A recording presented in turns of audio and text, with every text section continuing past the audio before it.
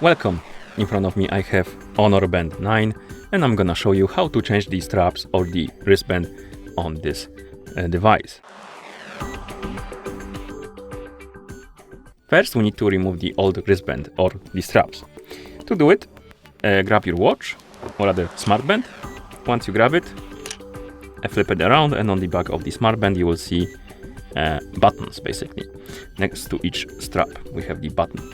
And how it works is basically you press on this button and the mechanism will release the strap. So if you press on the button, the strap will pop out. Like this, it's quite simple. And once you get the new straps and you want to put them back on, it's also quite simple. You simply grab the strap, you need to insert it, this plastic part of the strap, you need to insert it right here into these holes. And once you insert them, it will click, and once it does, it will hold. Quite simple solution. Like this. And now we have our straps attached. And that's how you change the straps on this smartband. Thank you for watching. If you found this video helpful, please consider subscribing to our channel and leaving the like on the video.